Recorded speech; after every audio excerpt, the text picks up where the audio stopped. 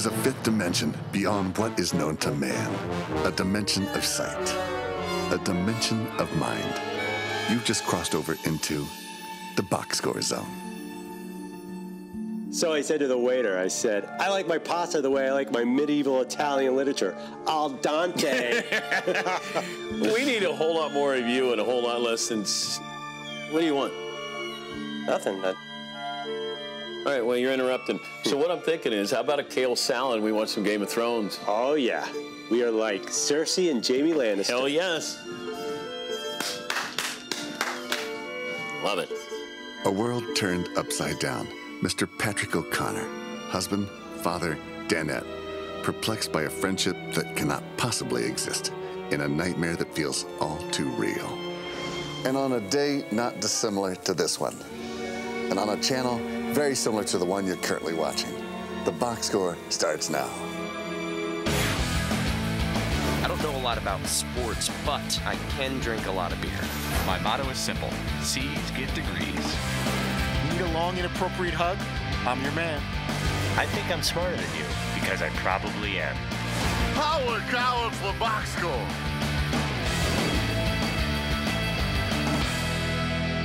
Hello and welcome to the box score. I'm Brock in Los Angeles, joined as I am every day by the Danettes in Milford, Connecticut. Something's really off about that scenario there. Seton, what would you do if you found yourself in that reality? Oh my goodness gracious. I don't even know. Yeah, all of a sudden Dan is like a super Game of Thrones guy, broing down over kale salads, which actually isn't that far off from reality. Yeah, by the way, Behind the scene, FYI. Dan eats organic, and Dan will mention farm to table once in a while.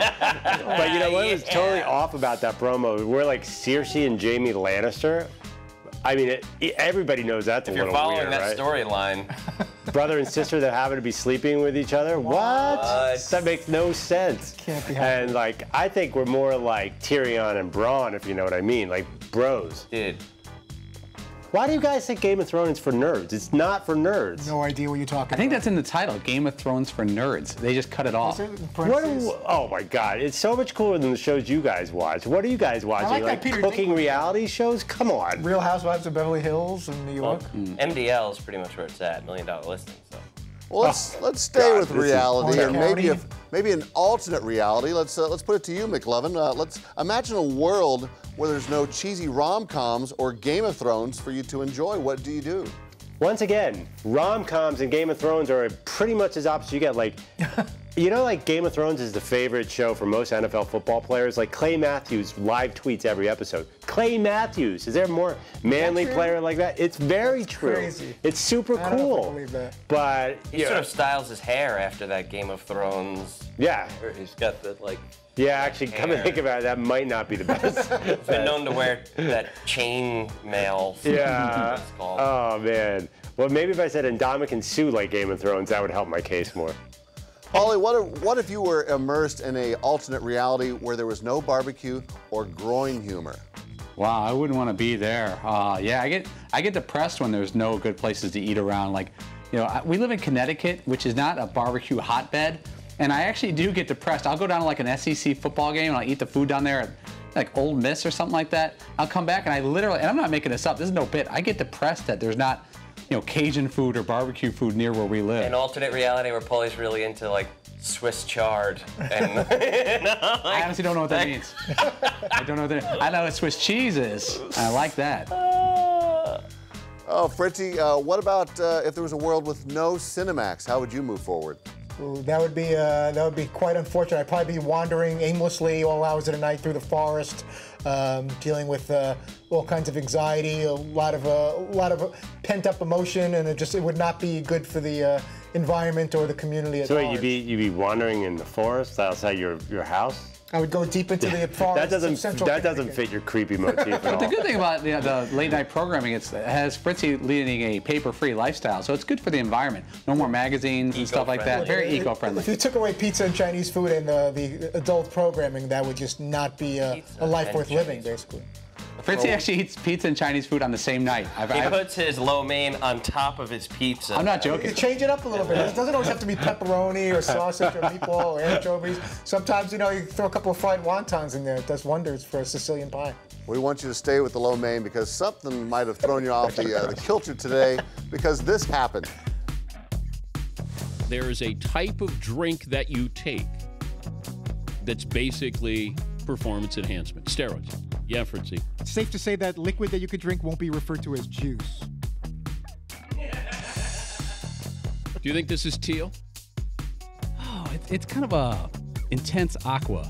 Yeah, Fritzy. I thought it was turquoise. Two. Fritzy, that's two funny things in the first 20 minutes of the show. Rock, did you notice with the first one there was about a good 1 second pause before the laughter? Because we are so used to early bombs from Fritzy that there was a shock of funniness and then a realization that was a very good joke. Like does not compute. Yeah. Must I gotta be calculate. honest. I don't get it. Juice. I didn't understand why that was funny. I thought Seaton's fake laugh was the only thing that saved that one. What didn't you find funny? What's funny about it? I don't get it. You said, why wouldn't they call it juice? Like being on the juice, it'll be a little too blatant to call some kind of drink when you're cheating or have some kind of steroid type things in it. Yeah, I guess I understand it. Thronesers don't get that kind of workout. Turquoise was an A+. The juice I thought was a B. If I could bet 500 with you, I'll take You'd that. said that you have to drink this out of a goblet. Yeah. What type of mead is this in this goblet? Performance enhancing? Do you know it's based on real medieval history? You know, the War of the Roses, the Stuarts. Dude, the day that you told me, you realized that this is all based in fact, right? And I'm like, what, the dragon warrior lady? Really, this is all fact, Andrew. Okay, dragons. the dragons is embellished. You realize this is historically Every accurate, time I bring up Game of Thrones, he goes, oh, what, it's a gargoyle attack? There are no gargoyles, at least not yet that I've read. Gargoyle. There may be some gargoyles The in the warlock future. said, raise these gargoyles. Warlocks and dragons aren't weird, but what you said today, Seaton, was a little bit weird. Receiver Harry Douglas admitted that he uses women's deodorant. Now, what is the etiquette on this? He says it keeps him fresher. Well, he said it smells better and works better. I'm fine with that. You're fine with that? Yes, I am. Yes, I am. Do you partake in this? No, I do not. I don't know Harry Douglas's wife, so no, I do not use her deodorant. Yes. My wife and I use the same deodorant.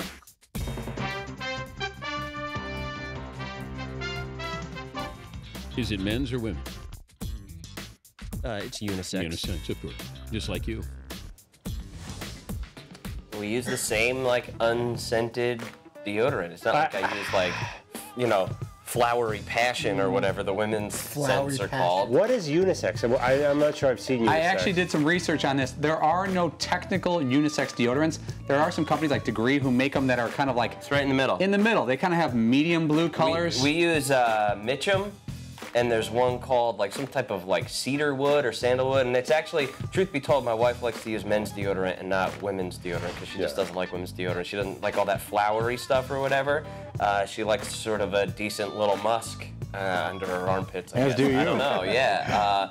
So I'm cool with it. I don't think it's really that big of a deal, but... Does she enjoy the armpit hairs that you leave on the deodorant? That's a very good, and really up until today, I don't know that I've ever even been conscious of the idea that that might be happening. So I'm gonna have to, one, I'm gonna ask her if I do that, and two, I'm definitely gonna be super paranoid of it now. So it may have been years worth of her going to put on the deodorant being like, oh, gross. But I haven't heard of any complaints yet. Oh, shave it, and you're out of the woods there. Coming up, you do not want to make Dan angry. You're not going to like it when Dan gets angry.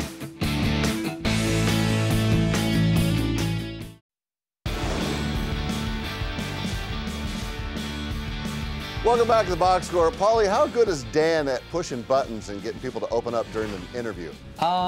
He's amongst the best. I mean, that's why a lot of people watch his show. That's kind of the basis of this show. Well, we got a sample of it today when Bengals quarterback Andy Dalton called in. Tell me when you get angry. Last time you got angry, and what'd you get angry about? Last time I got angry? Yeah. I mean, if we're talking football stuff, Yeah. there's been times in practice where snaps have been over my head and different things where you got to get on guys to make sure that that's the easiest thing that you do in But the how do NFL, you is get take a on snap. somebody? How do you yell?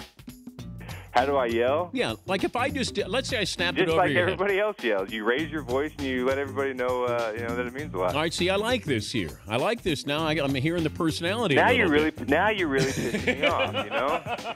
Wow. It's amazing that Dan got Andy Dalton to say pissed off. Andy Dalton's Twitter feed is literally maybe the cleanest thing you will ever see in your entire life. So that, I know Andy Dalton isn't exactly Mr. Excitement in interviews. He keeps everything about team and sort of football cliches. What Dan did right there, trust me, you will never hear Andy that animated in another interview. So yeah, it is actually If kind I of were an writing one of accomplishment. those false headlines of it, Andy Dalton explodes on the Dan Patrick Yeah. show, goes off on rant, expletive-laced rant.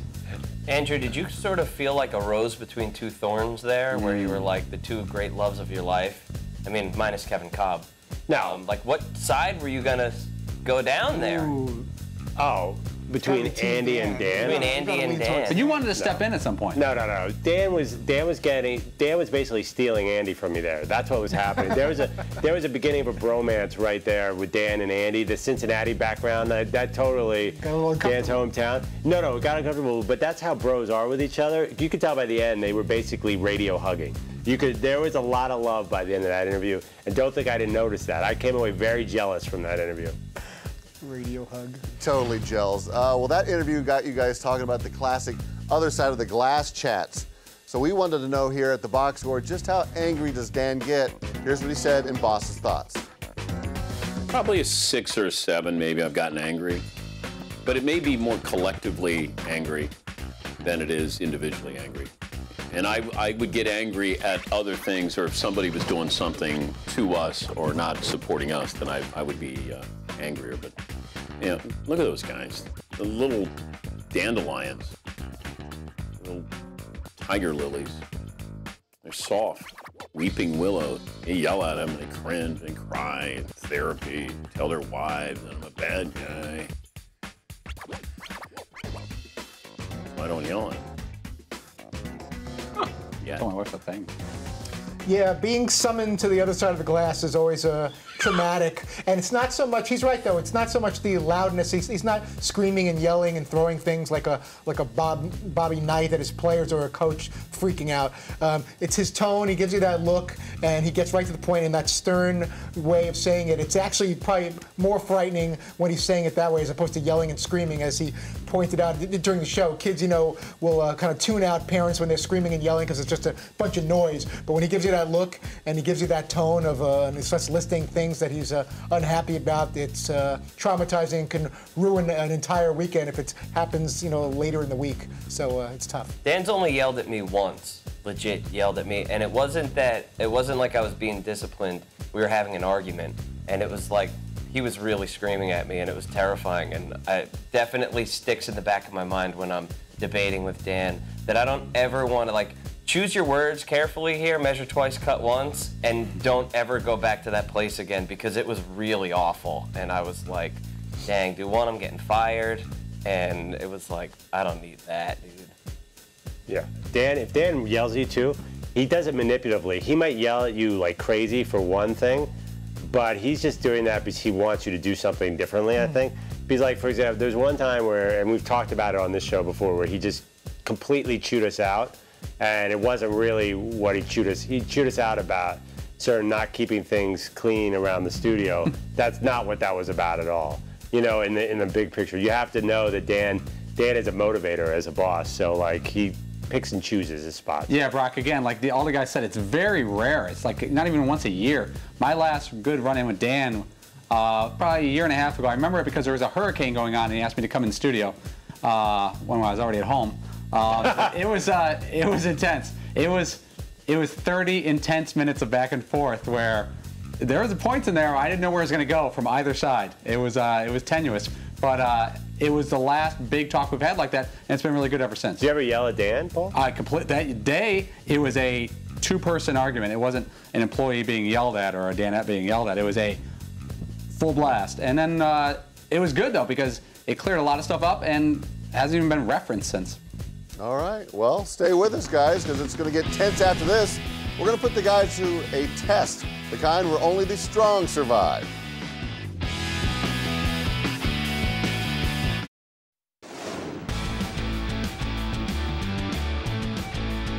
Welcome back to the Box Score. Guys, we talked about living in alternate realities, but we want to crank it up a notch here on the Box Score. We want to see how you would fare in these sort of unlikely matchups, and running and hiding is not an option. It's called survival of the fittest. In our first scenario, you got the members of the Backstreet Boys and NSYNC armed with pitchforks. All you have is a jump rope. Seton, how do you get out of this? I don't know. Actually, I would get out of this. I am such a bad singer. Those guys are such expert harmonizers that I would sing one of their songs way, way off key, and they would all screech and run away with their hands. No. I'm going to jump into this. I would hide out in the Rock and Roll Hall of Fame because I'm absolutely sure they wouldn't get me. I just start jumping rope, then they all start dancing with me, then just whip the crap out of them with the jump rope. There you go. Next one, the Gorillas with the Brass Knucks are back, and they're after you. All you have to defend yourself with is a 12-inch ruler and a match. McLovin, what do you do?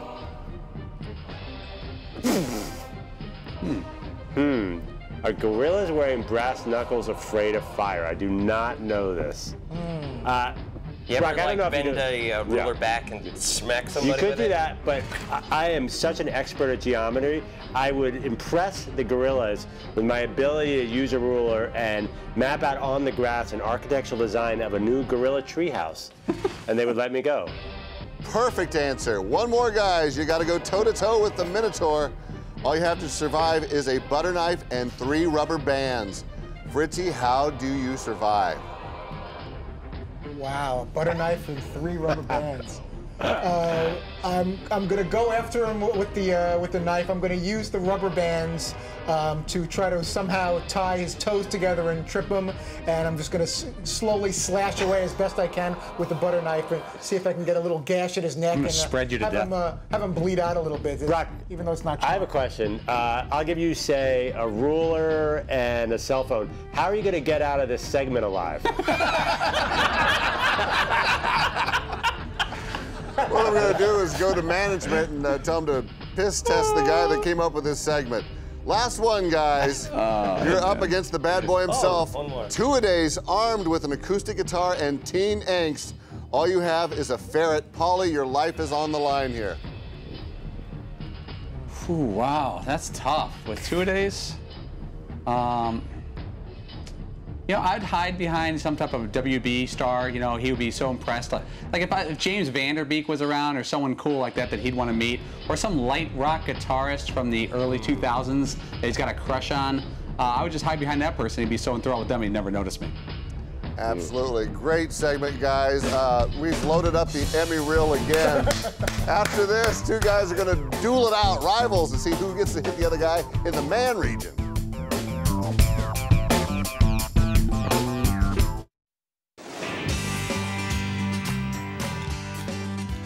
Welcome back to the Box Score. Last call here at the Box Score bar. I need one of these after that last segment.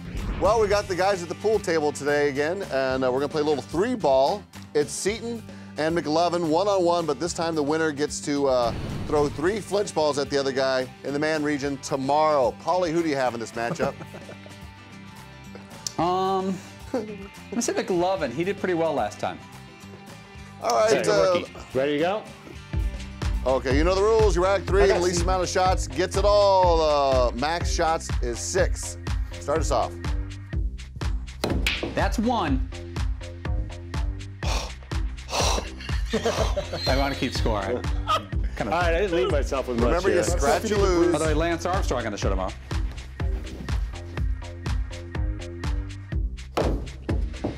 Ooh, that's a whiff. That's a 2. No, if you hit 3 walls. All right. I'm going to try again on this. I get really nervous on camera playing pool. There you go. Hey, nice. Oh, look at this. Set up for shot. Look at this guy, shots. Going on 4. Look at you. Wow, this is so serious right now. With your 5th shot, McLovin. I'm going to probably scratch on this. That's a loss. No, he's got to break without. He's got to break. Seton should have to break without scratching. Yeah, he's got to break. Well, you know, I'll keep running. You never know. Maybe I'll scratch. Yeah, you got to finish all 3 balls. I got to finish all 3 you were doing balls. so well there. That's disappointing. Oh man, I can't wait for Lance Armstrong tomorrow to talk about this. What a smart move. You got to keep him in tight. What a smart move. I know. 2. On his way.